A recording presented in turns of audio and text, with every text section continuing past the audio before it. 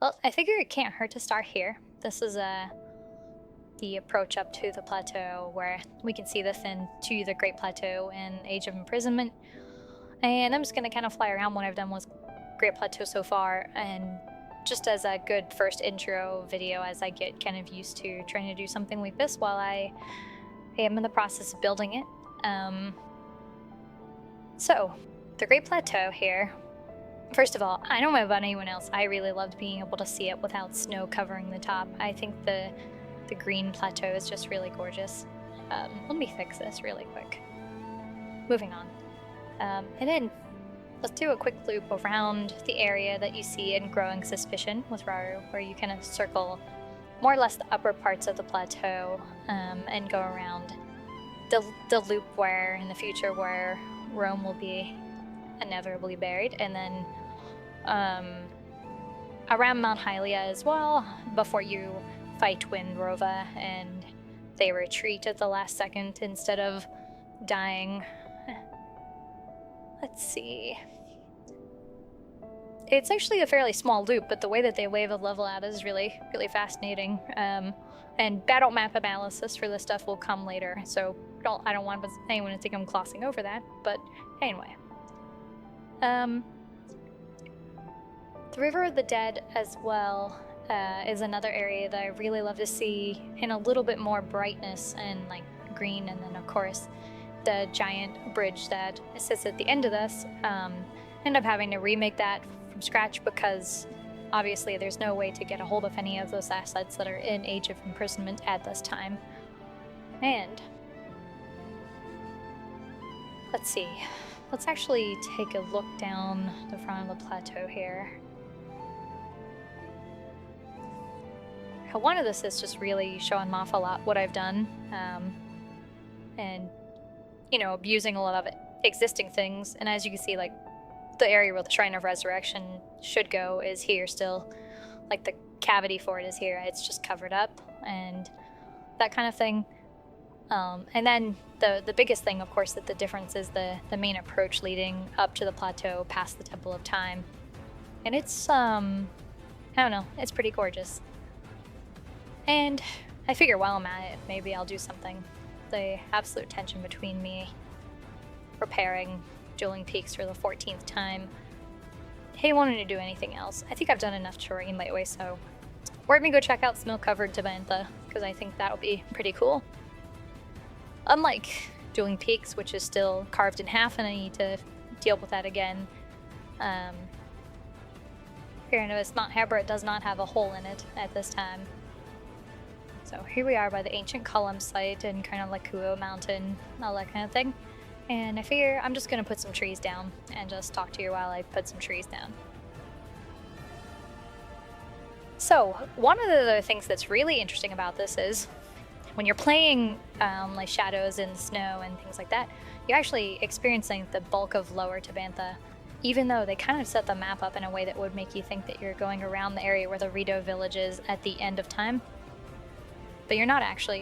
You actually start by ancient columns, and then a lot of the main mountain you climb up is actually Jisa Hill, and which has a bunch of ruins from the era of the goddess Hylia on them, and that sort of thing.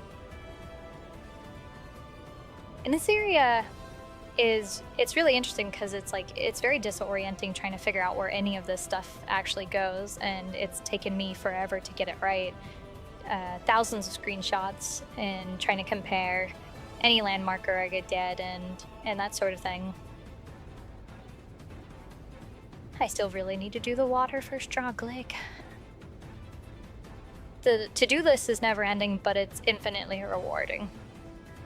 Anyhow, getting over to where like the Rito village would be, I still have a lot to do over here because the chain of little mini islands that make up the Rito village today are actually pretty, they're like so unified during the founding period.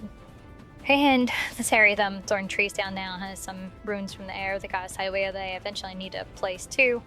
And they should theoretically be there since the only thing really on the surface that you can find at this time are ruins from the era of the goddess Hylia. And once in a while some Zonai stuff. Let's see. finish this area up really, really quick. Trees for days. I could place multiple of them at once, but I find a little bit more enjoyment and control just being able to like really get things looking exactly how I want.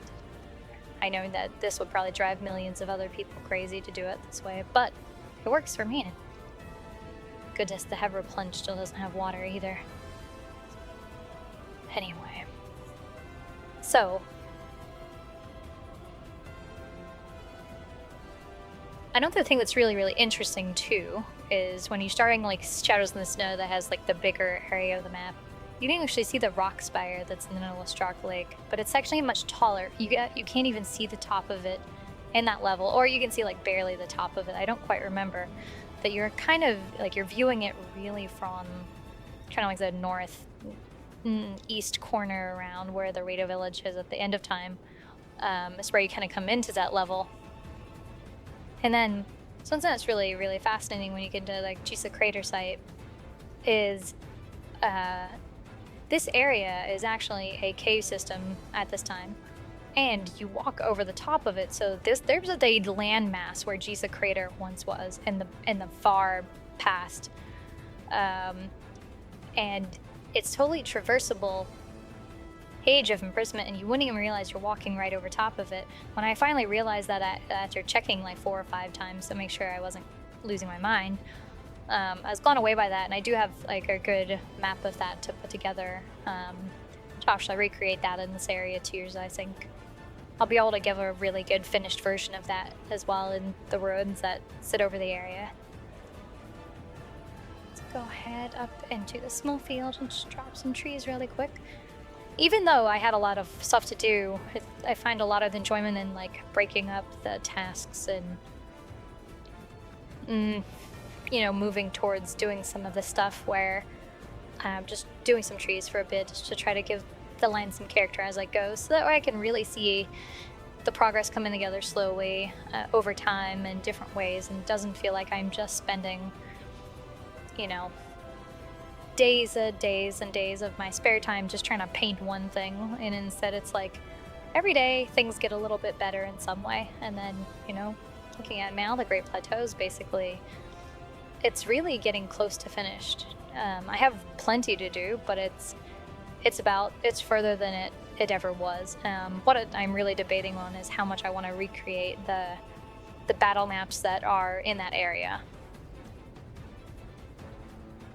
Let's see. So I think, yeah, if you have, since everybody has really made it this far, once I get done painting some of these trees here, I went on tune the time and just, I don't know. I may have it lover of sunsets in the real world. I love digital sunsets and pretty games and Air of the Wilds. Nothing on Earth that I ever do will probably be able to do justice to it, but I figure if you made it this far, maybe I can treat you to a sunset in Ancient Hyrule as I finish up working on it. Let's see, yeah. What's a good angle for this? Let's see, let's adjust the time here. Oh, come on. I have to switch between modes in this tooling. Yeah, that looks pretty good. Take the snapshot and maybe I'll use it for a future video. That's all I got for now. If you decide to hang out with me, thanks for your time as always. I will be doing more, and it will be less like a Joel Schumacher Batman film in terms of camera work in the future. So, thank you for your patience while I figure this out. Until next time.